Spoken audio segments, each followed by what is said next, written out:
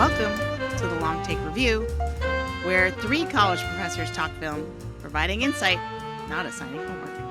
I'm your host, Jen Bankard, and I'm here with two other podcasting gladiators. First, I know this one. He eats monkeys. It's PT McNiff. How's it going, PT? I own your house. I want your loyalty. I'm doing well, Jen. How are you? I'm doing great. Denzel's in the house. And I'd like to promote him to first consul of Rome. It's Greg Cass. How's it going, Greg? The gates of hell are open night and day. Smooth the descent and easy is the way. But to come back from hell and view the cheerful skies, in this the task and mighty labor lies. I'm great, Jen. I just got to say Virgil on a podcast. Thumbs up.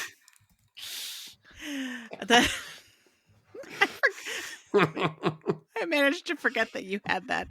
So listeners, because this is an audio format, you did not see Greg holding up his bright orange foam thumbs up that he got at his Gladiator II screening.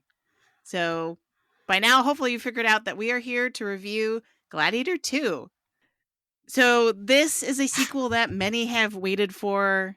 Wait, why are you still holding it up? You're just going to continue to hold it up? Okay. I just wanted to see if I could convince you I was frozen, but no. Oh, I see. No. I'm going to assume you're doing a bit now. Fool me once, right? Okay. So what are we doing? Okay. We are reviewing Gladiator II. Maybe. We'll see. We made it farther than last time. So many have been waiting for the sequel for over 20 years. Ridley Scott's original historical epic and Best Picture winner, needs to be said, came out in the year 2000, Y2K. And so the 2000. sequel... Thanks, Greg. The Gladiator... Are we finished? Just a small tribute to our Oscar host, Conan, because that's probably all the Oscars will come up tonight. Ooh, ouch, shots fired. Okay, so, as I was trying to say, Gladiator II follows Hanno, a colonized subject of Rome turned gladiator, as he makes his way through the ring and discovers secrets about where he came from and why he's there. If you are listening to us for the first time, we will have a spoiler-free section designed for those who have not yet seen Gladiator 2, and then with a very clear alert, we will shift into spoiler mode for the rest of the show. PT, if listeners want to give us a thumbs up, and hopefully not a thumbs down, because I like my life, after listening to this episode, what can they do? If they want to listen to more of us in this life or the next, they can follow the Long Take Review wherever they get their podcasts. We host the feed on Jen's Substack at thelongtake.substack.com, but you can also find us on Spotify, Apple Podcasts, YouTube, Overcast, any place where you get your podcast. Wherever you're listening right now, you can find us there. In fact, you already have. You can also follow us on social media on Instagram, Threads, and Blue Sky at The Long Take Review. You can also find us on Letterboxd. The account is at LTRpod. And you can also search for the hashtag LTRpod to see what each of us individually are watching. Jen? All right, let's just get into it. What did we think about Gladiator 2? So, Greg, you were waving around your foam thumbs up. Do you give the actual movie a thumbs up too? So you can just pause here and edit in the rest of the episode is basically our Furiosa review, because I'm going to be very positive about this because I did not have the experience of seeing Gladiator in theaters, and I didn't even see the film Gladiator 1 until this year.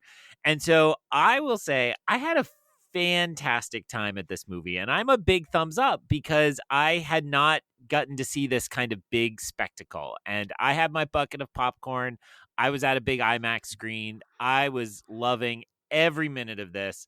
Of course, I mean, and again, like Furiosa, you'll tell me, but Greg, this isn't as good as the original, and I'll be like, surely you're correct. I don't care, because I had a great time at this film. And, you know, I go and see a lot of Drek at the theater, and this is definitely not Drek. This may not be a perfect film, but I had a really good time at this. And I am happy to be the voice of positivity tonight with you two. I don't know, something Roman that's grumpy. PT, what did you think? I would go so far as to say I'm not grumpy. I would say that I almost want to go on the record at this point to say Furiosa was much better than this. But that's not to say that this movie wasn't good. It was more that I really liked Furiosa. So even if it wasn't as good as Fury Road. Anyway, so my short take on this, which is what was asked, is that it's a not particularly good sequel to Gladiator, but a very good to borderline excellent Gladiator sword and sandal movie where it's just like stuff's happening, you're gonna get fights and stuff. Like, but my version of Greg's, I watch a bunch of. Greg goes to the theater. He watches a lot of new movies, way more than I do, and I respect him for that. I am at home watching a bunch of mediocre fantasy movies on Amazon Prime in the middle of the night, being like, yeah, what's happening in all these movies made out of Europe after Conan the Barbarian in the early 80s. Are any of these good? No, none of them are. They never are, but I've watched like a dozen of them this year. So compared to that, this was great. As an actual like sort of movie, it's kind of somewhere in between where if Jen asked if it's thumbs up, I would be like that, those Siskel and Ebert episodes where they were like, sort a thumbs up, I guess, like sort of a thumbs up. I'm like, you can't stay in the middle, so I will lean towards a thumbs up, but it's borderline. So yeah, it's a tale of two movies for me as a sort of sequel to a Best Picture winner. But as just like a big dumb action movie, pretty fun. Like I had a pretty good time. Jen, how about you? So I'm going to be the closest to a thumbs down for this movie, I think. So just for context, the original Gladiator is a very important movie to me. It came out when I was in high school, and it was probably one of the first big Oscar-winning movies that really made an impression on me. And kind of, if we're tracing my origins to now hosting a film podcast, like it played a big part. And I used to, on the the school bus, I used to like listen to the Hans Zimmer score on my Discman, and I tried to get like my friends to listen to it, and so I was a huge fan of the original movie. And so, if you've heard me try to downplay the Oscar chances of this movie even before I had seen it, that was all because I wanted to sort of protect my heart, because I knew that I was obviously hoping that this would be a solid sequel to a movie that I loved, but I kind of knew that it was maybe impossible. You know what I mean? That it was never going to kind of live up to it. And so I was trying to really protect myself as much as possible and not, invest too much in the idea of this movie. And so I think I couldn't have the experience that Greg is describing, because I had kind of too much attachment to it. That said, in the moment, like as I'm sitting in the theater with my husband, we made it a date night, and on that front, it was really fun, but it was fun for the wrong reasons. Like we kept turning to each other being like, what is happening now? Like what is, so there is kind of like an over the topness to this movie in the action sequences, and like in the way that I think it tries to sort of escalate and one up the original movie in the action, in a way that, like, again, if you did not call this a sequel to Gladiator, I probably would have just uncomplicatedly enjoyed, right? But for me, it was more that this movie insisted on reminding me of its predecessor, and that the screenplay so frequently quotes from the original movie, but in a way where it makes it obvious that the new writing in the screenplay is not strong enough compared, like, you know what I mean? Like, I'm like, don't quote the movie that has the better writing, because then I'm going to notice how mid your writing is, right? And I understand that the screenwriter David Scarpa has worked with Ridley Scott on more than one occasion, and like, I'm sure put his best into doing this, but kind of it just really feels like it is so conscientious about being in the shadow of the original movie that was so successful. And it like is trying to echo a lot of the story beats, but then very decidedly putting twists so that it's like not exactly copying the original movie. And a lot of the character development, especially of Paul Mescal's character, just didn't make sense to me a lot of the time. Like, and I'll get into why in spoiler mode, but yeah, for me it was like when I was in the theater, I was like laughing, especially at Denzel Washington, and there's a monkey in this movie, right? And like, yes, like, is it fun to see the Colosseum fill up with water and to see like all these crazy like CGI things that are going on? Yes. But when as soon as I left the theater, I just felt really disappointed. So that's kind of where I'm at. So yeah, I appreciate the fun things about this, but as a follow up to Gladiator, it has the Gladiator name on it. It's not working for me. PT, in your experience, does Jen hate all Irish people or just Paul Mescal? I mean, Paul Mescal. no, she loves them. She just doesn't think they can be leaders. You know, like she thinks they're they're more like they deserve to be on the side, making jokes, having drinks. Being can they like rouse a whole army of slaves? I don't think so. Wow, that's for Australians only. That's for Russell Crowe only. No, I'm just kidding. I mean, he's so good in that movie. Anyway, this is not a Russell Crowe podcast, so I'm not. I think Jen, where do you what you said? I think did summarize these reviews, which is like this is functioning as two movies, and it's bad in one function and solid to good in the other, which is like sword and sandal epic, like with a bunch of action stuff that is maybe nonsensical, but whatever, it's a fun time. Like it does all that. If you care about the original movie and the degree to which you're invested in seeing that story and see that story continue, it's a pretty big letdown. And I will say that what makes the original movie so exceptional, I think, is its ability to balance strong character development and really compelling storytelling with the action, right? The action is serving the story as opposed to the other way around. And I feel like it's the opposite in this movie. So yeah, I think, yeah, it's like, it's just a victim of the high standard that was set by the original movie. But I think part of the problem is that like the legacy of the original Gladiator movie is that it was proof that a historical action epic could actually have some depth to it, you know what I mean? And both in terms of the performances and in the screenplay and the storytelling and that everything was kind of working together. And so to follow that up with a movie that very clearly cares more about the spectacle than it does about the story, and that's fine. Like it can do that, and it seems to actually be like reveling in that fact in a lot of scenes. But just that's just not a smart thing to do if you're trying to sort of ride the coattails of the branding of the original movie. I mean, what are you describing except modern Hollywood, right? You can't get one of these made unless it's IP, and the fact that it's IP is a detriment. But, I think we can all agree that cinematic masterpiece Twisters might have been a better model for this, where it's not a kind of direct follow-up. It doesn't have characters continue on, but you just set another, movie in that universe and just play with that. And that's probably getting too close to spoilers, but we should probably talk a little recommendation algorithm before we get on. What a great idea, Greg. So the recommendation algorithm acknowledges that not every film is for everyone. So I have a guess based on our short takes. Like, are we just recommending to to people who will appreciate it as a dumb action movie and kind of get a kick out of it, as opposed to people who have a strong attachment to Gladiator? But I guess anyone else is in that category. Like, I don't know. I just hold up. Ease off, dumb, right? Like you can Those be are all PT into words, spectacle, but I would just say let's ease off the D word.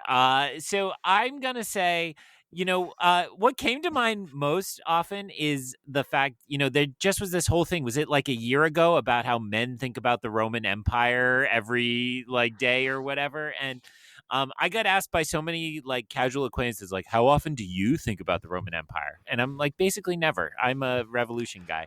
But I think about the Galactic Empire, Greg. That's very different. Yeah, that's my thing. And so I think that anybody who loves Rome and like history dads, but also just, this kind of idea of not just kind of sword and sandal, but also like politics, right? There's some good politicking here. I think that stuff is really fun. And I'm not going to say it's the smartest thing ever, but I would certainly not call it dumb, right? There's some good scheming. I think it taps a little bit into like people who like Game of Thrones a little, kind of that type of backstabbing and so on. Fits this crowd certainly. And so I think it's got wide appeal. You know, the one thing I hate to admit, because it makes me a dumb film bro, is my theater was like 90% dudes, and then we were all just grunting through the whole movie. So I think it skews a little male. But you know, we can have a few of those each year. I also enjoyed all the other enlightened cinema. So let's grunt and bump fists as people cut the heads off rhinoceroses and have a good time. All right. That's interesting that you say that, because my screening had in the row we were sitting. I went with Jasmine. We had a group of like 6 wine moms who had made this their clear like outing for like maybe even like the month, and were so talkative they had to be warned by the people of Alamo, because they were not following the Alamo rules to not talk, which we'd never really experienced someone have to get a warning before. But maybe they just never been to the Alamo before. They didn't know. I did. At least some of them hadn't, because they got the full spiel about it. But I think even before it maybe got to the point of like, oh, okay, that's this kind of movie, like where there's going to be some goofiness in it. Like they went from the beginning of, this is a movie for us to like make jokes to each other about it and kind of laugh at it. Which is, you know, I think unfortunate, the stance to take to start off. I agree with everything that Greg said, with one caveat, which is that if you have people in your life who are Roman Empire people, they may get real tripped up on some of the anachronisms that are in this movie, which was true for the original as well, because Ridley Scott famously does not care about historians or whether professional or amateur, and you know will sacrifice whatever to get the cinematic story that he thinks is worthwhile. So I forget the exact like list of things. I do recall one of the characters reading a newspaper at one point, which is like on like papyrus, but it's clearly just like, this is the news of the day, and he like refers to it, and it's just like, okay, like what are we doing? Like that's not something they had in ancient Rome. But yeah, you know, it's you know, it does all of those things that Greg was saying, and I think is a good time, and I think it's fun. But you know, the caveat, which again is sort of repeating what was already said, but I did not have this connection to Gladiator that you did, Jen. I saw it when it came out. I was happy when it won Best Picture, and you know, I was living with a buddy of mine, and in a building where, in that building and the building next door, a bunch of us who all knew each other were all there in this sort of like collection of post-collegiate friends. And the DVD of Gladiator was on a lot. Like people just had that. That was, you know, because it's a bro movie. So it was just on a lot. Since then, I had not seen it for probably 21 or 22 years, until I watched it like a couple weeks before Gladiator 2 came out. I forgot how great it was. Like I remember being like, I had a good time with it. But it's really good and very successful at a lot of things this movie kind of stumbles with, mostly because I just feel like the story is very streamlined in Gladiator, where it's like you've got one main character, everything is kind of running through him. He has antagonists, he has allies, he's got people, but they're all really supporting him. Whereas this movie, it kind of feels like there's obviously like Paul Mescal is in the central role, but like there's like kind of 5 or 6 people who become the main character for passages. And, you know, I think to Greg's point, it's the kind of movies that get made now, the way they approach it, the way that they're kind of telling all these different stories. There's also sort of the trajectory of how they tried to make this, which once we get to spoiler mode, I'd like to talk about a little bit of some of the misfired opportunities, which were wild that they were aiming to do. But yeah, and ultimately it's a big, messy, modern blockbuster with some real sequel-itis issues. The closer you are to Gladiator, I think, the more likely you've already seen it, and also the more likely you are disappointed. But I think if you try to just watch this as, oh, okay, despite the fact they keep doing these things to connect it to this other movie, let me just watch this on its own, I think you can have a good time with it. But if you want to see mostly, again, dumb is maybe the wrong word, but like big extravagant action movies with the other plotline stuff around it intriguing, but like it's more like season 7 of Game of Thrones than like season 2. Yeah. Maybe is a good way of saying it. Yeah, that is a good way of saying it. I rewatched the original Gladiator right before I went to go see this, and I sort of regretted it because I think I remembered too. You know what I mean? It got me all re-energized in a way that I think was not healthy for what I was about to do. So because it was so fresh. So I would say that if you haven't seen the original Gladiator in a long time, do not watch it until after you've seen this movie. I don't know. And I think the plot connections don't matter that much. You know what I mean? Because what PT's saying, it's constantly trying to kind of connect to the other movie, but I'd say that's not actually important for your viewing experience in terms of what it amounts to. So, I would say try to go in cold. They'll remind you of stuff from the first movie frequently. Yeah. But maybe that'll be okay if you've never seen it. You know what I mean? Or it's been decades since you've seen it. Yeah. Or you half paid attention to it while you streamed it while doing grading work 3 months ago. That's criminal, Greg. All right. So the last thing I'll say before we move to spoiler mode is if you are a fan at all of Denzel Washington, you need to see this movie. Because while I know I just was very critical of the movie as a whole, his performance is very, very fun, where he is just hamming it up and really going over the top. He's really utilizing his costume in a way that helps develop his character, and he's just a very fun antagonist for virtually every other character in this movie. So yeah. And then we were saying there's no Oscar talk, but he is in Oscar contention for I guess we'll save that for the end. But yeah. So if you're a fan of Denzel, this is a great performance. He's having a lot of fun. All right. I think we're ready for spoiler. Okay. Also, if you're a fan of Pedro Pascal, how is that man not come up yet? No. Wow. Because I think you will be disappointed. Wow. Yeah. He's not. Whoa. He's not given enough to do in this movie. It was very frustrating. Wow. We gotta go to spoiler mode. Let's go. Okay. Yeah. Sorry. Yes. Onward. Wow. Let's put our breakfast down and go to spoiler mode. So if you've not seen Gladiator 2 and you do not want it spoiled, don't visit the Colosseum. We don't have a seat for you. So go see the movie, with the caveats that I mentioned. I guess I shouldn't speak for all of us when I say that. And rejoin us for the rest of the conversation.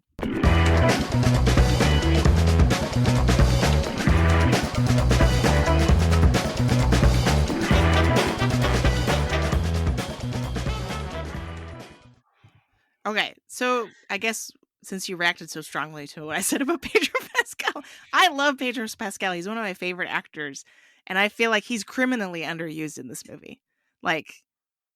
His character basically doesn't do anything. And the only contribution he makes to the plot is dying. I don't know. And he's supposed to clearly be half a stand-in for Maximus, right? Because he's the soldier who just wants to go home, and he's the general who is the best of the best and gets the job done and is amazing, and because of that he's never going to get to live his life in peace, right? And so I clearly saw what the function of his character was, but because he's married to Lucilla, and then he originally is what Pedro Pascal's character he's originally what Paul Mescal's character hates him, but then when they're in the Colosseum together, then suddenly they like each other. I don't know. It's just, yeah. I will say I want Greg to be able to defend Pedro Pascal in the movie. I will say I thought it might go too much towards spoilers to say the movie I kept thinking about when thinking back on this movie was Dark Knight Rises, where it was there's a lot of stuff that all seems like that could have been good, but they were we can only make one of these, so let's just put it all in. Let's just figure all this out, and it just had all these story beats kind of crammed in, and a lot of the stuff around the general, was that? Yeah, General Yeah, he is a general, yeah. Acacius. Felt like that was an entire movie that they had figured out at one point, and then they were like, that can be like the sixth plot of this movie. And so they kind of speed ran it, and I do think that was a detriment. But I mean, I like Pedro Pascal, so I still enjoyed seeing him. Jen can disagree. Greg, go ahead. Well, it's not like I was like I was happy. I'm always happy to see him, but I was just disappointed that he didn't really get the chance to flex in this movie in the way I know he can. You know, like. And again, it's mostly because it's more about my frustration with the character and how the character's written than his performance. I think he's doing the best he can with what he's been given, but like he hasn't really been given anything, which is like, why are you paying to have Pedro Pascal in your movie if he's just going to stand around, mope a little bit, and then die? Like, I don't. Okay, go ahead. Why Greg. would you pay him to be in your Star Wars TV show if it's not going to be him for real? Like, because he's giving an amazing and emotional voice performance. That's why. Like, he's hugging a pillow somewhere in Burbank for an hour and recording a few lines. All right, so here's my big thesis about this movie that probably is why I'm more positive than you all. So I mentioned that I saw this in a very dude-heavy room. I don't know the political persuasions of these dudes, but I would be willing to bet that they are more on the red side of the spectrum than the blue side of the spectrum. And so they were all at this movie like, yeah, like, let's see some people kill some people and let's see them do this. And to me, you know, there's a kind of spectacle that speaks to like that intense masculine persona that I am adjacent to, but certainly not a part of. And I thought that the big kind of smart thing this movie did is it called that into question as kind of like an identity. And so I listened to these guys and I watched them fist bump and like, oh man, he bit a monkey, and they're fist bump. They're getting all into it. Oh, he cut off an arm. Like, that's awesome. They're all into it. And then they essentially had that moment later on where it was kind of that meme of like, wait, are we the baddies? Right. Where they like, they realize kind of partway through that, like, you know, the way in which Pedro Pascal's character represents both of those things challenged them, and challenges somebody hyper masculine like you as well, Jen. I understand this. No, so how I saw the Pedro Pascal figure functioning in the film, I mean, this movie had me from the opening amphibious landing with, you know, Lord of the Rings style siege towers on boats. Are you kidding me? So cool, and something I've never seen before. And of course I referenced, you know, Indiana Jones in the Dial of Destiny in my head by going like, oh, those are Roman tribeams.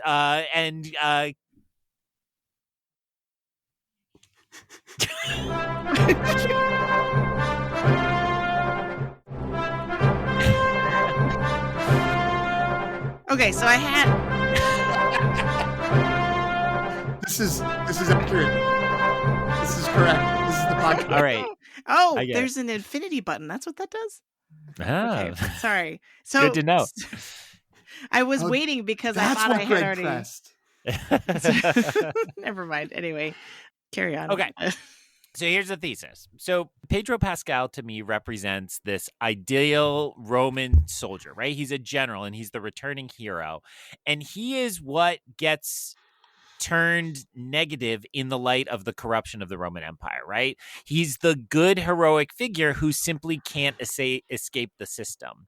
And why I found this so compelling is I look around me at the young men of my generation who are slowly turning into kind of negative presences in our society, and they look and see a hero like that who looks about him and decides, I need to stand up for the people, right? And so I found this very compelling. Now, I'm not going to disagree with what you both said, which is that plot line eventually just kind of disappears. But that middle section of the film, I found him very compelling because he wants to, you know, his loyalty is to the Republic, to democracy, to quote Obi-Wan Kenobi, and he's trying to stand up for the people and tries to undermine the Emperor. And while you have that plot cooking away and Paul Mescal like cooking away, I keep almost saying mezcal, but it is mescal. But as they're both cooking away, and I realized I'm rooting for both of these guys, and I knew it was heading to both of them in the arena, and that there was only going to be one person walking out of it. I found that very compelling, and something, Sir Ridley is pretty good at is doing this kind of sprawling, build up to something like that. It felt very much like Napoleon and Last Duel, for better or worse, as we kind of got this inevitable confrontation. And in that role, Pedro Pascal is awesome. I mean, he's so charismatic, and just a few lines, you would follow him up the siege tower and onto land. And to see him actually do, I mean, I didn't think of Mandalorian very much at all. I thought of Game of Thrones, Pedro Pascal, with the really good sword play and some really good choreography. I thought they both did very well, but I really liked him there. So that's my defense of the movie. If you took a little nap because I ranted too long, think about it this way.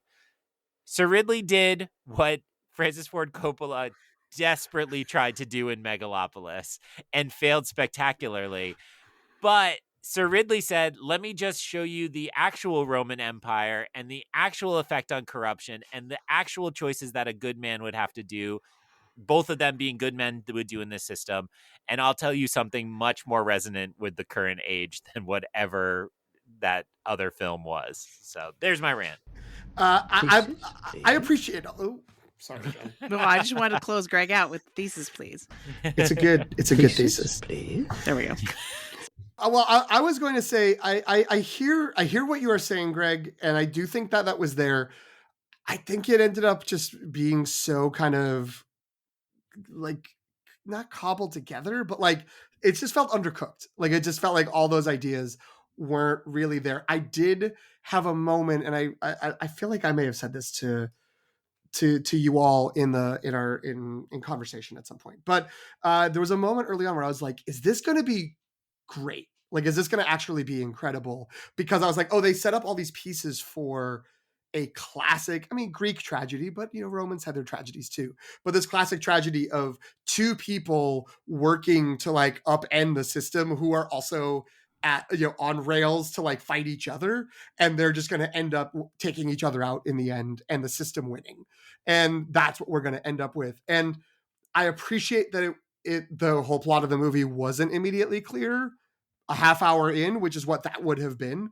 But I think that would have been cleaner in the way the first Gladiator's plot was much cleaner than what we got, which was like, oh, but then there's these senators and also there's the two emperors, but like they're kind of losing their minds. And one of them's not losing their mind as much as the other, but Denzel's here too. And Denzel actually has this longstanding plot that we're only going to bring in like 2 hours and 5 minutes late into the movie to start revealing what he's been up to.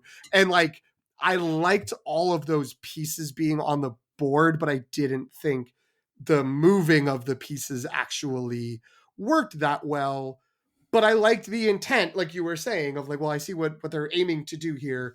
And they would, every 10 minutes, there'd be some crazy thing that would happen in an action scene, whether it's a hand-to-hand combat scene in a palace or, a huge spectacle in the arena. And I was like, this is fun. I like that. This is great. Like, oh yeah, that person's dead now. Cool. Like, that's an interesting development. And so, yeah, I feel bad being like, all the thesis is good, but I don't know if that worked. But the kind of switch off your brain aspect of it did, because I do think part of why this movie was made was, are we sure we should have thought being a gladiator was awesome?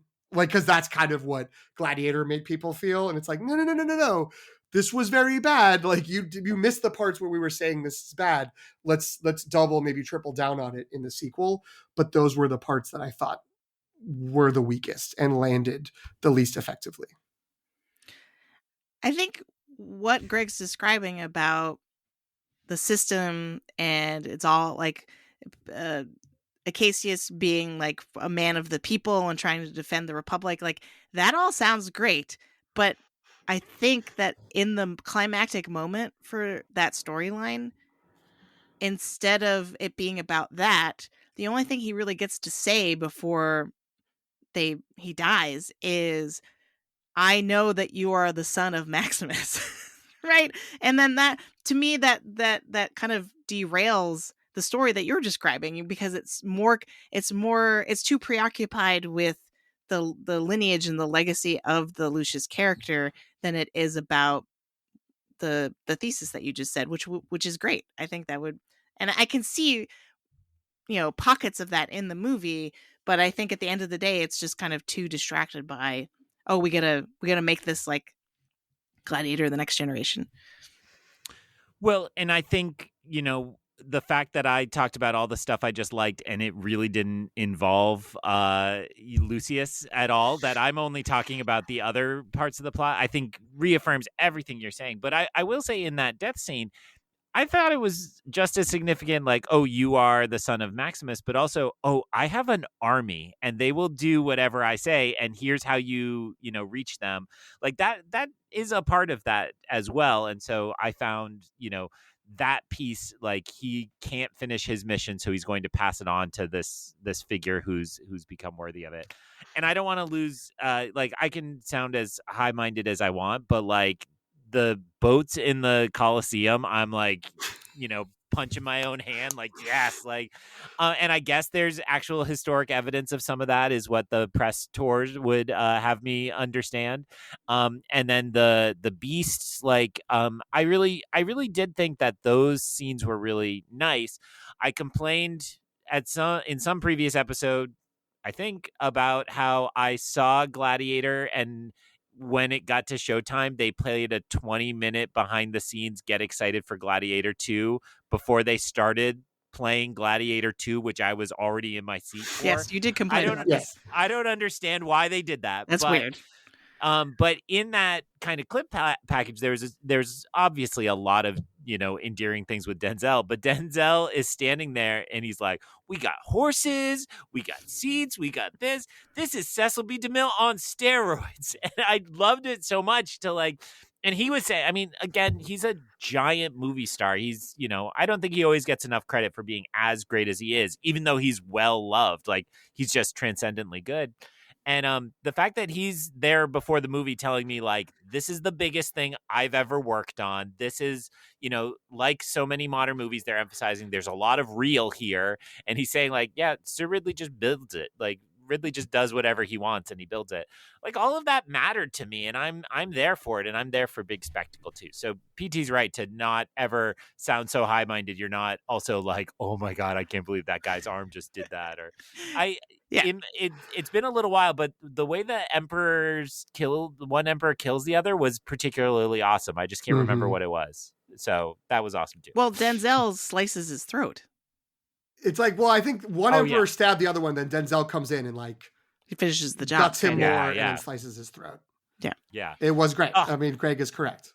And then making the monkey the like grand politician, genius. Like all those moments were so good. I just want to chime in and say that I was not immune to these things either. I mean, for me in particular, when you mentioned the boats, it reminded me that the moment when I realized that they were all on boats, because you like the camera purposely, I think, obscures it a little bit at the very beginning because they're all standing kind of getting ready when they're behind the doors, and then I'm like, wait a minute, are they on boats? And then they kind of come out and it's all full of water. Like that was amazing. I actually really liked the rhino fight, mostly because no actual rhinos were harmed during the filmmaking of it. But I thought that was that was something that both we hadn't seen in regular Gladiator, but was the most on par with like the tigers in Gladiator, in a way that felt authentic to me. I appreciate how concerned they were about the audience maybe being squeamish about animals being hurt, so they made sure to make all those arena animals look very fake. To be like, no, these aren't real. Don't worry about it. The baboons at the beginning were the worst. I was like, I was like, are these supposed to be like fantastical creatures that don't look like anything on Earth? Because this doesn't look like any primate I'm aware of. Right, that they had been crossbred with something else. Right. Just for the fighting. Yeah, maybe. I started doing the math on evolution. I'm like, wait, could these be prehistoric baboons that are like... I think it was... I want to say it was Emma Sasek on Next Best Picture had the funniest thing where she was like, the baboons have propecia. and then she's like, I can't say anything else. Just know the baboons have propecia. Incredible. And I was like, what could that possibly mean? And then I saw the movie. It was like, oh yes. So, Jen, I want to set something up for you and ask you a question. You usually end up having to lead the discussions all the time, but I want to give you the floor. There was something, it was either in your Letterboxd review or in a comment you made in our documents. We were like, there's something in this movie that makes me like not question the original, but like there's something in this movie that is like fundamentally wrong or bad. Like, what was that? There was something that you had a big problem with that you were like, I couldn't get past this. She said Irish people when she and I were talking. Sure. Now I'm not talking about hiring. I'm talking about this movie specifically. Are you just being like cute and not telling me what it is, or you don't remember what it is? Well, I never knew because I didn't want to ask you. I have a guess what it is.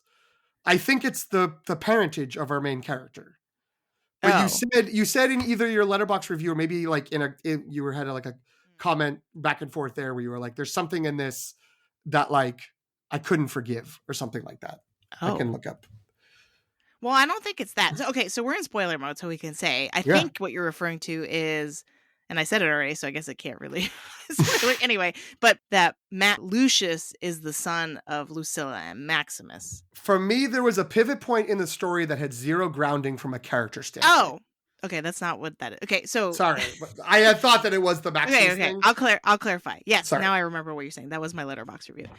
So I actually had zero problem with Lucius being the son of Lucilla and Maximus. In fact, when I watched the original Gladiator way back when, I actually inferred that was the case. I feel like that film does a sufficient amount to imply when they're like, I also have a son who's 8 years old, right? Like there's a lot of hinting. And I know the alternate theory is that most people come away from the original Gladiator thinking that Lucius is actually the son of Commodus and Joaquin Phoenix's character and Lucilla. So I think that's like, but for me, I've always thought, oh yeah, he's probably because they do enough alluding to the relationship they probably had or the affair that they had that I'm like, oh yeah, like obviously Lucius is his son. And not... I agree that they do, and I don't want to lose the thread of what we're actually talking about, but because Jasmine hadn't seen it before and was watching it for the first time when we watched Gladiator, and she also was like, oh, so that's his kid too.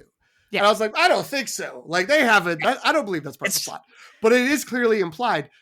So does that mean that like when Russell Crowe is this like, and my wife and my child and my family I love, he was cheating on her with this other woman? Yeah. If the kids are the same age? He's not a perfect man. So, okay. So it doesn't, you don't think it hurts Maximus's character that he's a philanderer, even though the only driving force he has in that movie is I have to get home to my family and then I have to avenge my family. Right. So I will answer this question by connecting it back to Greg's thesis for this movie. And I think that the movie original Gladiator actually does a pretty good job of one, showing that Maximus has sufficient shame about, right? Because he tries to avoid Lucilla at all costs. Like he doesn't want to talk to her. Right. And I feel like there's enough sense that he regrets what happened, right? Whatever happened between them. Which apparently is having a child. And two, that Greg's thesis about like this whole system of the Roman Empire is kind of like churning through these heroes in a way that's really problematic. I feel like you could like in my mind, and maybe this is me putting Maximus on a pedestal too much, but in my mind, him getting sucked up into the politics of Rome as this general was sort of how he ended up having an affair with Lucilla. Obviously, like no one forced him to do that. That was a choice he made on his own. But like that's just the impression I've always had is that like that he never really wanted to be a part of the political arena, but that he just kind of got drawn into it and forced to stay there, like by Marcus Aurelius, right? So I don't know. That doesn't excuse his behavior, obviously, but like, yeah, I would not call this a retcon. I don't think that's actually because a lot of critics have really hyper focused on that as like this is the root of all the problems of this movie. I don't actually think it is. For me, and this gets back to your original question about what I was talking about in my Letterboxd review. Sorry to like was it vague box? I don't know what you would call it. It was in a comment in your Letterboxd review, so you know I didn't want to be a spoiler. Oh, yes. Okay. So. That's why I don't remember it. It was like me responding to Haseeb, probably. Yes. Okay, so for me, the turning point is Lucius going from hating his mother to accepting her. To me, that's the pivot point I'm referring to in that comment, where to me the screenplay made it seem like it was self-evident. We have two scenes. The first scene when she visits him in the middle of the night when he's like in his cell or whatever, he basically says, "Get out." Like, I don't, like, he holds a grudge against her, does not forgive her for sending him away, right? And basically rejects her as his mother. And then later, with kind of nothing happening in between, in terms of between the two of them, we have another scene where he hugs her and they're both crying and he says, "I only just found you. I don't want to lose you again." And for me, I'm just like, why did that happen? There's nothing in the screenplay that makes that make sense. Like, there's no development in their relationship other than the revelation that he is her son, which he already, in theory, already knew, and that's why he was so mad to begin with, right? Like, I don't know. Doesn't Pedro Pascal die in between those two? Like, isn't that That's the what I was thing? thinking. Right, but Like, then that goes back to my original critique. There's not enough that's written in that scene. There's not enough that happens between those two characters in the action of them fighting each other that would make that would translate to how he's interacting with Lucilla. It just wasn't believable to me. my defense of it, and Greg can step in because he liked the movie even more than I did, is that up until the fight in the arena, Hanno thinks that Acacius is the bad guy Roman, like, conquistador who's just coming to like crush everyone and blah blah blah is bad, and his mom being with him is like, so that's your side. But then in the fight, because like part of the dynamics of the fight, isn't it Pedro Pascal like putting his sword down and then giving him the ring and doing like, they have a little like exchange about stuff in there, that's like him realizing, oh, my mom isn't with the bad guy, they're trying to stop the bad guys, which I don't think is like explicitly said for a movie that, this is very Star Wars prequel problem for a movie that explains a lot all the time. I think there's some things you're supposed to imply that felt to me like, oh, I guess that's there. To me, that did feel rushed, but I didn't feel like it didn't track. It was more like, oh, I wish our main character was still the main character, which at that point, I think he wasn't. He's in that cell for like 45 minutes of the movie, and there's very little that he does, but like, I did see a thread. It was just thin. That's me. Greg, what do you think? No, I mean, that was the defense I was going to raise. Essentially, is I do think it's part and parcel of the kind of understanding of the larger context, right? And that, to me, is kind of a classic move in this kind of movie, not like Sword and Sandal, but the idea that, you know, you misunderstood the larger circumstances and didn't realize that, you know, the villain was actually acting in the best interest. Now, there's a like colonization piece of that is really problematic even still. Like, even if you're the good general, but you're like, you know, destroying the cities and towns in the name of the empire, that's not so great. But I think, and my memory is getting just a little fuzzy on the exact things, but that's how I recall it happening. And I also think there's just you know, it's a rushed arc, but I think, you know, it's a maturation thing, right? When he arrives back in Rome, he's a petulant boy and kind of becomes a man in the kind of common sense through the Gladiator as he rises, the Colosseum as he rises up through the ranks.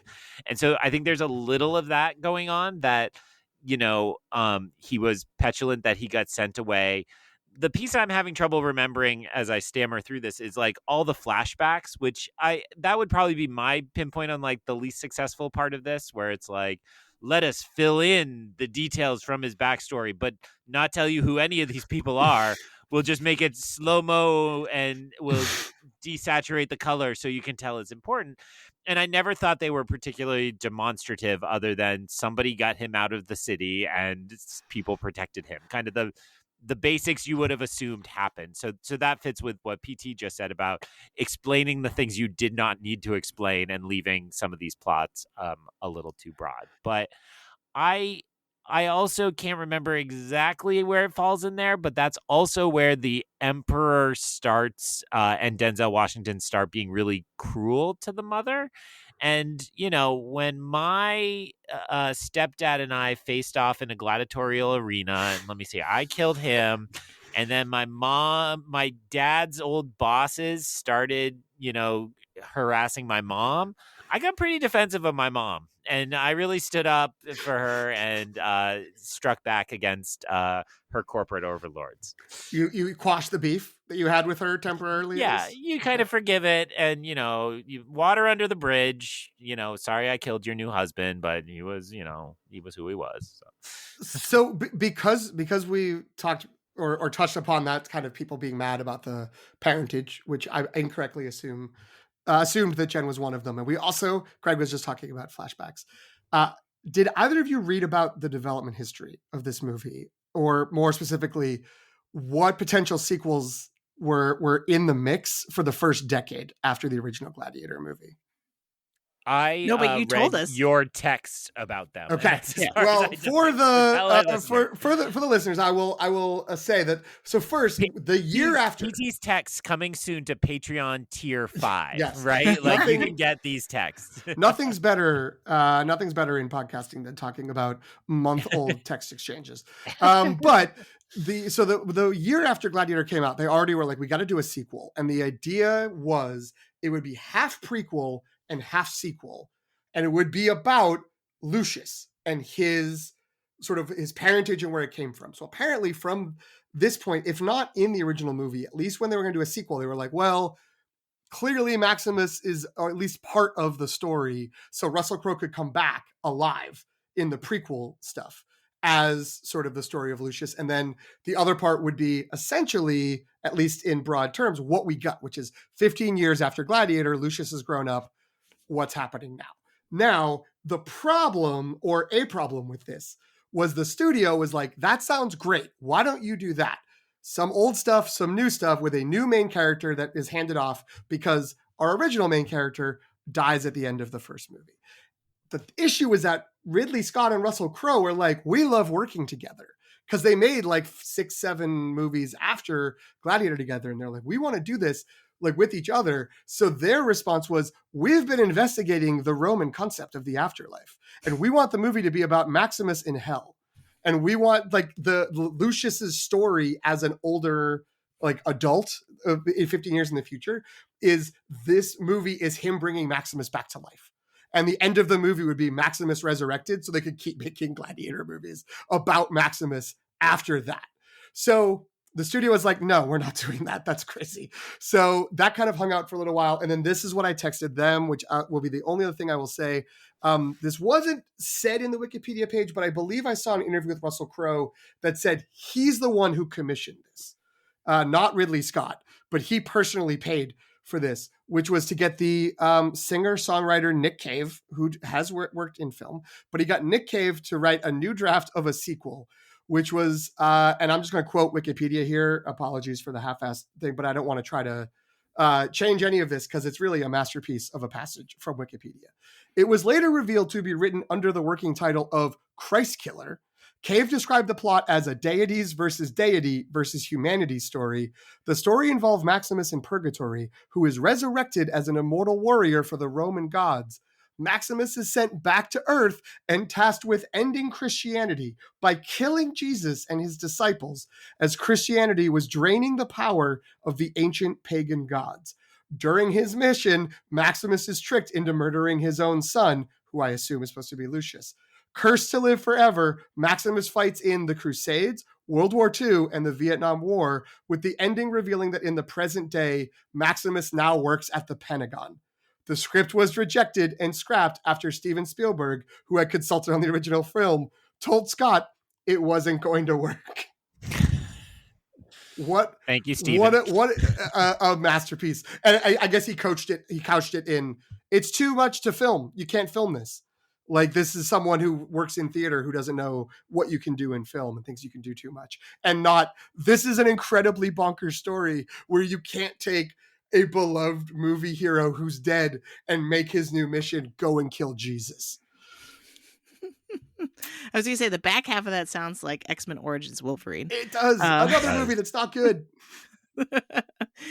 Wow. Well, and I'll just crazy. toss in, I think the Virgil quote that I started with, which features prominently in the film, is like a little bit of a callback to that, because that would be the moment where, Aeneas has to, as epic heroes have to do, travel down into the underworld in order to, in his case, see his father and get the lessons from the underworld and the afterlife. So I'm going to call that a shout out to, like, yeah, who his father is in hell and will have to be the one who's, and we get those, they're not flashbacks, but the weird like visions of the ferryman taking the dead across the river Styx, his wife and others. So there's like a hint of the mythological side of the Roman Empire here that is probably too little to give it any credit for, but it's cool. I like it. I dig it.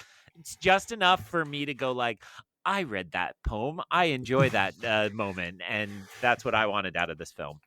Do you think the ending where Lucius is kind of communing, or at least trying to reach out to Ghost Maximus, is a nod to that other story that never happened? You know what I mean?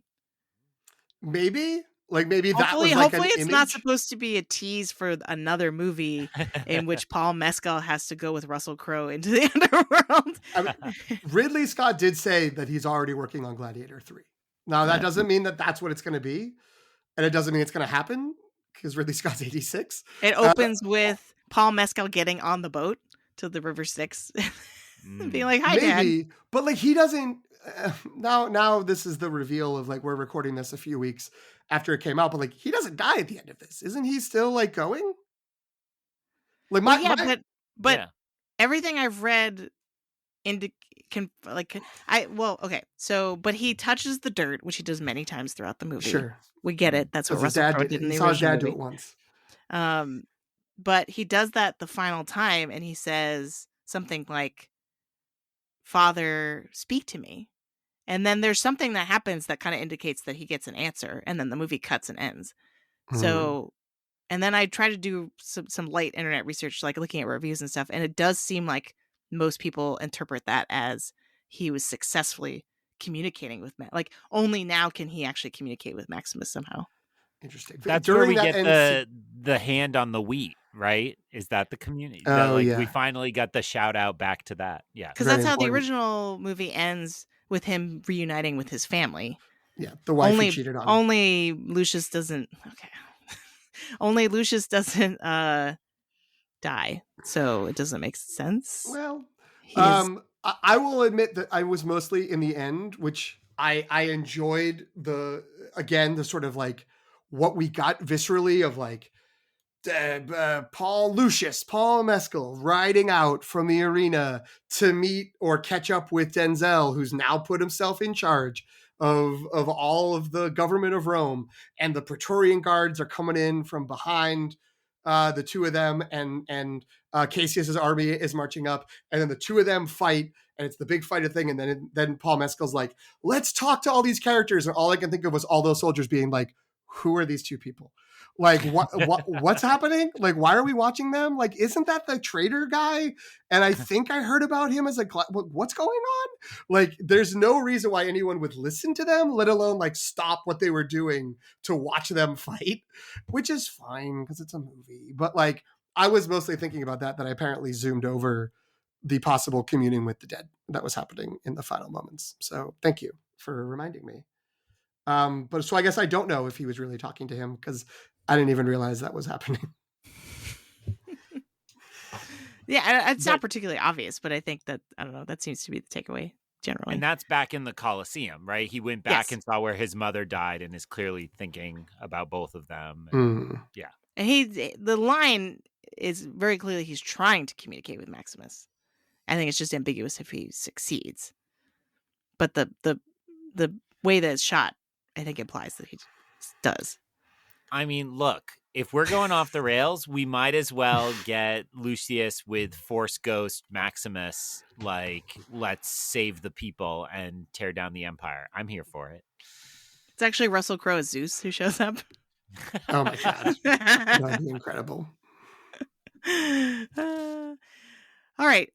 So we do have an entire other episode we just recorded that will probably come out before this one, where we talk about the Oscars race. And so we did already sort of touch on Gladiator 2's prospects. Do we want to add anything to that or just recap that? I don't know. I think we should, because we haven't really talked about Denzel. So that would be the place to talk about Denzel and his character.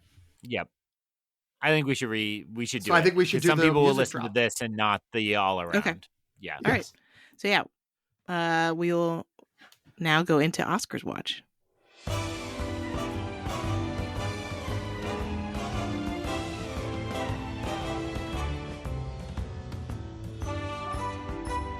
We could have had Greg played off again.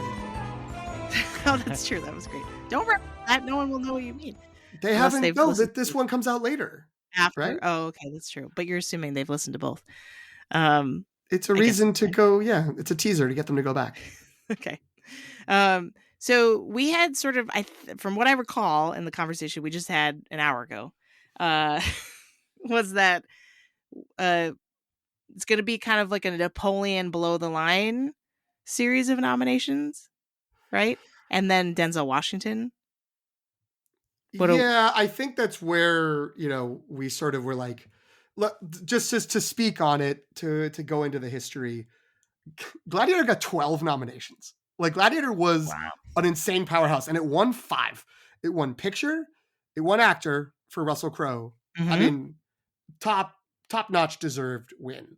Like, for some reason, when I rewatched Gladiator this most recent time, I was thinking that he had lost Best Actor for this movie and won it for A Beautiful Mind, and I was getting mad about, like, I can't believe they made him wait another year. He'd already had to wait for The Insider. He already had to wait for LA Confidential. This is crazy. He's so good in this, but he won, so good job. So Best Picture, Best Actor, Best Visual Effects, Best Sound, Best Costume Design. I think those 3 nominations are pretty solid for the second one. The other nominations, director, doubt it for Gladiator 2. Screenplay, please, no. Supporting actor, or, we have supporting actors, so yes, that one. Original score, cinematography, art direction, film editing. I mean, I think the problem is that it might deserve, it's production design now, not art direction. It might deserve that because it did, as Greg was referencing from his glorious behind the scenes hype up before the movie he'd already paid to see, that they did do a lot of set design, but I think people think of this as so CGI'd that it might end up like just getting a visual effects nomination. But I think that, those 3, again, maybe 4 with production design and supporting actor, 5 nominations. It sounds like pretty solid for what this is. All due respect to Sir Ridley. Napoleon, for reference, got visual effects nominations for visual effects, costume design, and production design. Okay. So I think you're onto something for sure. I don't know. Production design, I think, is probably the most likely, because I think some people the discourse about the visual effects is definitely out there. I mean, we made fun of the baboons, but but I don't know. What do you think, Greg? Speaking to 2 friends of Denis, the problem is that Dune 2 is going to compete with it in basically all of its categories, and it is a much more deserving film than this one in basically all of those categories. I think Denzel's popularity, I'm interested to see if he's kind of out there leaning into this. And, I don't see him going so far as actively campaigning, but just being more of a presence.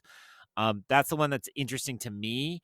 But I think that set of nominations PT outlined sounds pretty right. And I see lots of nominations, very few trophies. Seems right.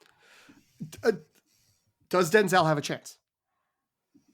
To be nominated or to win? To win. To win? I'll remind you, he's Denzel Washington. I know, I understand. Oh, right. That would be some Meryl Streep level stuff, which we did compare. I feel like I don't remember who it was. Somebody compared Denzel, like he is at the level of stardom that Meryl Streep is and respect. Yeah. So in the Academy. So I mean, it feels like, I was in my little corner last year being like, wouldn't it be great if Robert De Niro won his third Oscar? Because I love Killers of the Flower Moon so much. I thought he was great in it. But like, all due respect to De Niro, Denzel has like never really stopped being both a movie star. Like he's got the Equalizer movies, but then he also is doing the August Wilson plays. Like he's doing this sort of work. He's doing the work in lots of different ways and only has the 2 Oscars. So it kind of feels like the narrative could be, isn't it time for him to get a third Oscar? He's getting up to, he's 70. Like, we don't know how long he'll be around. He's very fun in this movie. I don't think anyone disagrees that his character is like the best part of this movie, which even though whatever issues we've been talking about has the pedigree of being, in an Oscar baity type movie because it's the sequel to a Best Picture winner. I feel like I could see it. We did talk about that, like the only above the line category that seemed to have a solid frontrunner was supporting actor for Kieran Culkin in A Real Pain. So all that may be garbage, and it might just be that Kieran Culkin's going to charm his way. And I don't mean that to say he doesn't deserve it, but I mean, he'll start winning. He'll give speeches. People are like, we love this guy. That's right. And he'll just win out, Davine Joy Randolph style. But I feel like Denzel he could be creeping. I think the comp that a lot of critics have made is to Angela Bassett in Wakanda Forever. That it will be kind of like that. Like he'll go in thinking he's going to win the night of, and then he doesn't. What I was just thinking of, and this has some dynamics that are not relevant, but it would, I think if what PT just outlined happened, that we are all about to think it's Kieran Culkin and then it's Denzel, I think that would feel like Anthony Hopkins beating Chadwick Boseman. True. Right? Like it's, there's Kieran a difference still there. Alive. Right. For now. Jen, careful. Like we don't know when this drops. No, but it would obviously the dynamics around Boseman's death changed that and made that very unsatisfying. Never mind that it was the COVID year and the Oscars were in a train station or some such. The train station I take to work. The train station I met you in when I visited LA. I was very excited too. But when that happened, it was just such a kind of feeling of like, really? Like, did he really need another? Like, we all know Anthony Hopkins is great. We really should have given it here. And I think, I don't know how they compare age-wise, but Kieran Culkin kind of feels like he's at that part of his career that Chadwick Boseman hit when we unfortunately lost him, which is like, he's about to be a megastar. He's all over the place. Like, maybe Chadwick Boseman was 1 or 2 steps further down, but I don't know how popular Succession is. As I said earlier, the Golden Globes remind me I'm supposed to care about television this time of year. I'm like, oh no, like I don't know any of these things. What? Next you're going to tell me the star of the Bear is going to be in a Star Wars movie. That'd be crazy. What if he voiced a Hutt? That'd be even crazier. We should have done movie news just for that. It's true. That's TV news. Oh, I guess so. No, it's bold. Because it's a Star Wars movie. It's Mando and Grogu that he's going to be in. And he's also going to be Bruce Springsteen. I'm seeing pictures of that all over the place. So he was born to run. Greg, you're the only one who's seen The Brutalist. Guy Pearce is currently 2nd, and Denzel Washington is 3rd on Gold Derby. So is that legit? If I had to pick one person, like you told me in advance, one person wins from The Brutalist, my money would be on Guy Pearce over Adrian Brody. I think it's a more interesting part, and I think it's a better part. What's striking to me is I was at the theater yesterday seeing a fine A24 film, and so I got the Brutalist trailer. And the way the Brutalist trailer is so mysterious and kind of plays up like you don't know what this is and you can't wait to find out is really weird when you've already seen it. Because I'm like, in some ways I'm like, yeah, you don't know what this is and you're not going to believe it when you do see it. Like I totally buy into it. But the trailer is a very kind of dramatic, dynamic moment from very early in the film. And it really is a fantastic moment in the film, and you're just like, yes, let's do this. I think I described it when we talked about it, Jen, that like you're so in, and then the movie kind of slows way down for a solid 2 hours, and then some things happen at the end. And so I do think that among those parts, I think Adrian Brody he just carries so much of it for so long. You can feel that lack of energy. Whereas Guy Pearce, it kind of snaps whenever he's on screen and gets to do less, but really meaningfully shape the plot. And I don't know. He's a guy that I feel like Hollywood never. He's the Brendan Fraser this year, right? It's like a guy who kind of had some heat at one point and then kind of disappeared for a long time. No disrespect to Iron Man 3. Is that the one he's in? So he's done stuff. I'm watching the Saoirse Ronan movie, so I just watched a terrible movie where he's Houdini with Catherine Zeta-Jones and Saoirse Ronan in it. It's really bad. So it's like we didn't need Guy Pearce to get a renaissance, but it's kind of nice to have him around again. So you've just been slowly making up for those LA Confidential awards that should have been given in 1997. So he's due. He's due for his makeup. So that was rambly because it's late at night, but I would go Kieran Culkin, then I would take Guy Pearce, and then Denzel would be the order I would put my enjoyment of those performances in. Fair. My only counterpoint to that is, or to Guy Pearce, is that I have not seen him in any campaigning capacity at all. Like Denzel at least is like doing fun interviews where he's talking about how much he enjoyed doing this movie and how much it was the ladies his loved idea his rings. to give his character. It was his idea to give Macronus all the rings and stuff like that. Like, so there's definitely a narrative about him in this movie that I have not yet heard about Guy Pearce. I've heard critics say Guy Pearce is very good in The Brutalist, but I have not seen the kind of PR engine. But is that partially because The Brutalist hasn't come out yet? Yeah, probably.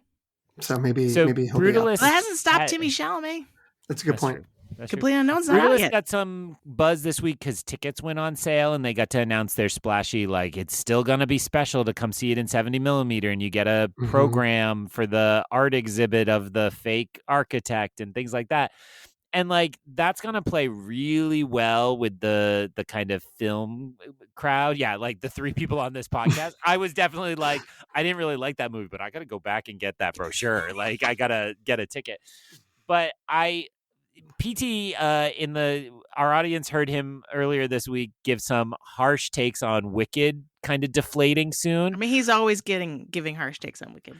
I liked Wicked. What is happening? No. You said an hour ago that Wicked is at its peak of Oscar doesn't mean I didn't buzz. like it. It just means it's not going to win Best Picture. But you said it's going to deflate after this. Like I'm being literal to your comments, not. I'm just trying to Jen, Greg, not you. I'm just mad that I'm still mad about the Amelia Perez episode. That's all. So I would say that is my take on The Brutalist. I think The Brutalist has tons of buzz while it's a special thing and people have seen it. That's not to say it's poor quality, but I think when it comes out and there's kind of a big wet fart because the public does not care about this and it's too weird and too esoteric, I think it's just going to be like, wow, remember when we thought The Brutalist was going to win everything? That's my guess. But I have heard critics compare it to Tar. Oh. I was going to say... Or Power of the Dog. I was going to say it feels like Killers of the Flower Moon. Of like, it's very long. It's very like, there are dudes like me who are just like, yes, please. I love this. But then like most people are like, I watched this for 10 minutes. It sucked. I turned it off. Yeah, I think... I didn't get it. Ryan McQuaid from Awards Watch has made the joke on multiple occasions that if we will know if Felicity Jones makes it into supporting actress, that people have seen the entirety of The Brutalist because she appears later in the movie. Like she doesn't show up until later in the movie. So he's like, that will be a test. If people made it through their screeners, we will only know that if Felicity Jones makes it in, which I thought was funny. That is very funny, and that's what I was just thinking is like, you know, what PT's saying is like what we would normally ascribe to normies, but the dark secret of the Oscars is a lot of weirdos get the portal and act exactly like we all do with Netflix and don't actually watch things and don't take the work seriously. So I think that's a real risk with Brutalist. Although, like I said, the first 5 minutes, you're just like, let's do this. I'm totally in. It's only when it kind of falters like 15 minutes in for a solid hour and a half that I would feel suspicious of. Wow. People continue on. Oof. I can't wait to But- see this movie just to compare my take to yours. But yeah, Agreed. Go for it. All this said, unclear about his chances, but Denzel was so fun in this movie. There was a little bit for me of hearing that, like, Denzel, though, like, whatever you think about Gladiator 2, it's got to be Denzel. Like, he's so good. Where I was a little bit like, is this all Denzel's doing? Like, he's playing with his clothes. Like, okay, like, that's fine. Like, I wish I know. had been a little more blown away. Like, I wish that I was like incredible. Like, he's got a couple of moments when he kind of like turns, like he like lets his inner anger out, which are really good, but they're, you know, they're still pretty controlled. So yeah, I think he is super fun. I'm now that we're an hour and 16 minutes in, I am concerned about continuing the cycle of overhyping his performance, that people might go see it and be just like, oh, okay. So that's all. I think That's my last truth. He's just has a charisma that is unlike any other character in the movie. And so I think one of my favorite lines of his is when he's just like, it's just politics. So just the way he's just delivering lines in a way that at once is like only how Denzel Washington can deliver a line, but at the same time also is like, you've never heard Denzel deliver lines like this too. Like it's an interesting, because he's never really had a role like this that's allowed him to kind of really play, but he's also very much channeling his background in Shakespeare to like kind of overact in a good way, you know what I mean? Like, so I don't know, yeah. I mean, the quote that you opened with about, and just the way he's intimidating that other senator, great stuff. And I don't know, yeah, the whole kind of bar fight brawl between Lucius and the other guy at the other senator's house, like at that party.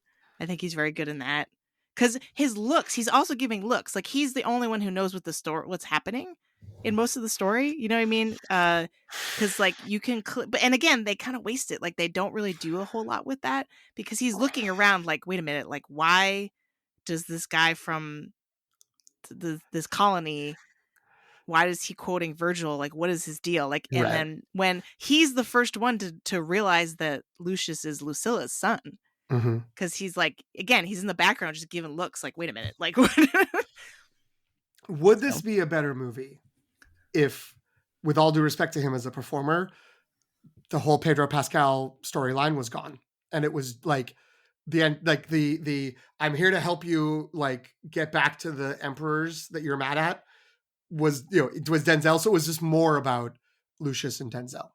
Like, it feels like it needed... The ending would make a lot more sense in that, if that were true.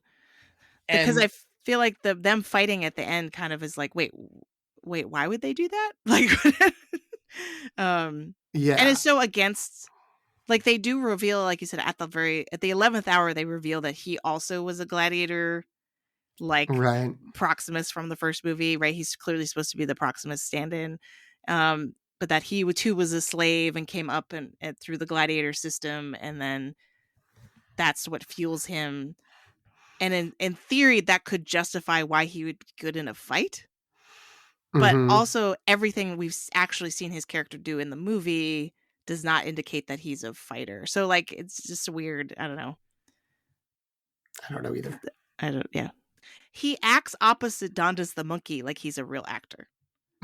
Like, what a professional. You know what I mean? Like, he's in second command to a monkey and he's treating it like it's Hamlet. Like, and his little like Iagoing or worm tonguing, depending how you want to describe it, between the two emperors, super fun. I do want to shout out just briefly Joseph Quinn from Stranger Things and A Quiet Place Part 1, as well as Fred Heckinger from Thelma.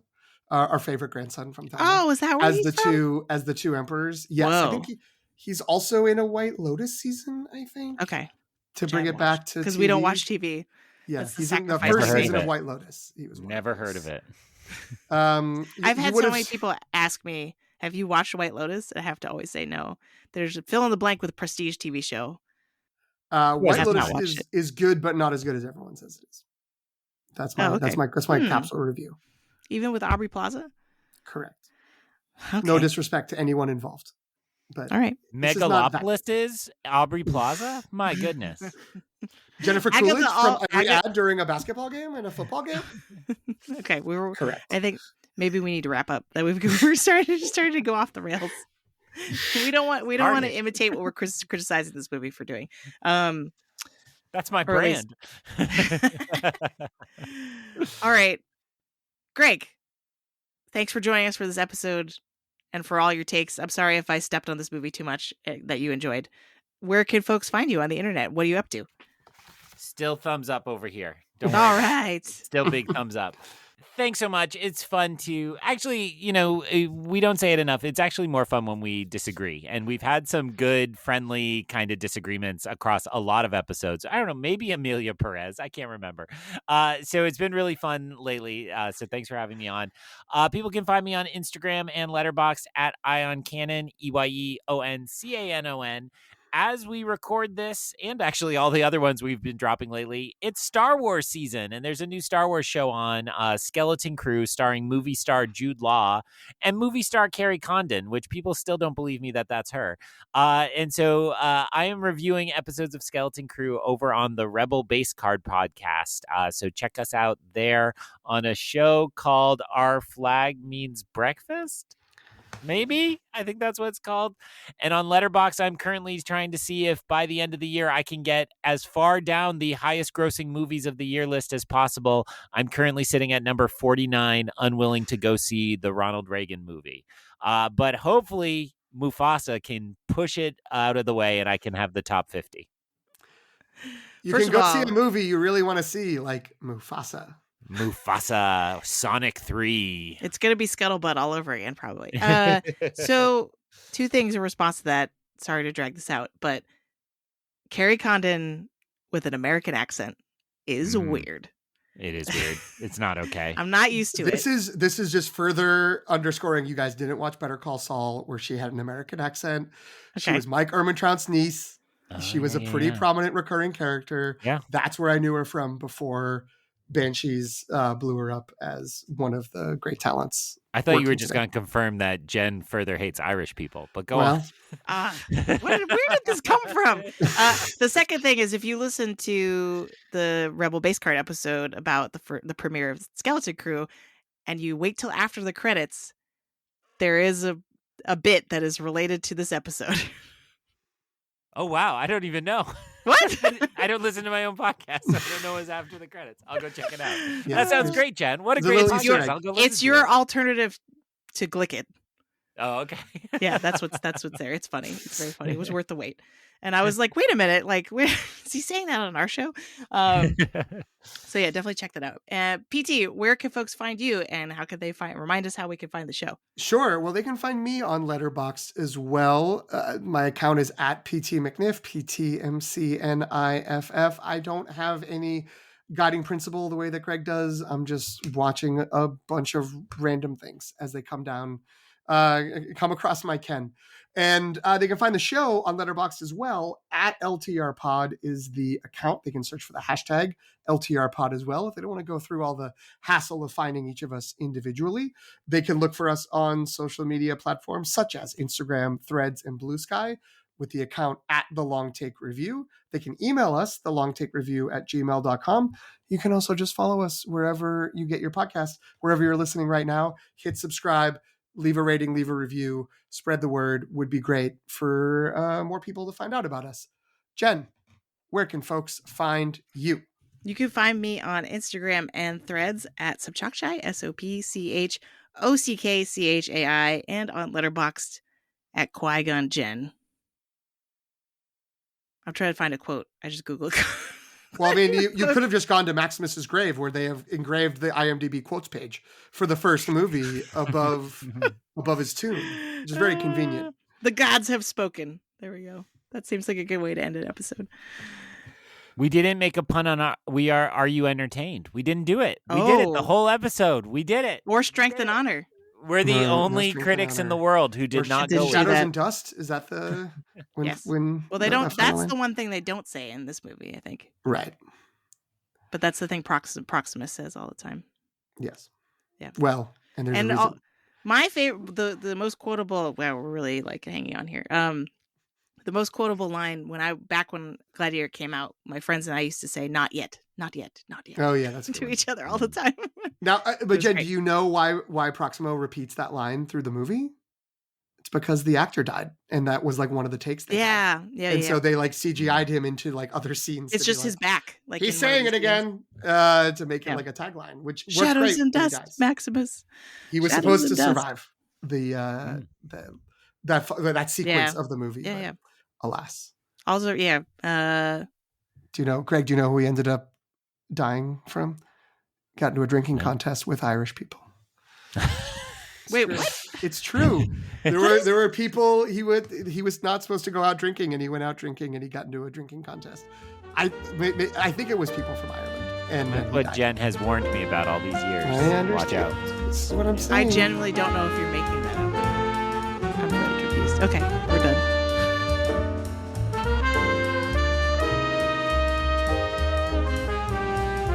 Thanks for listening.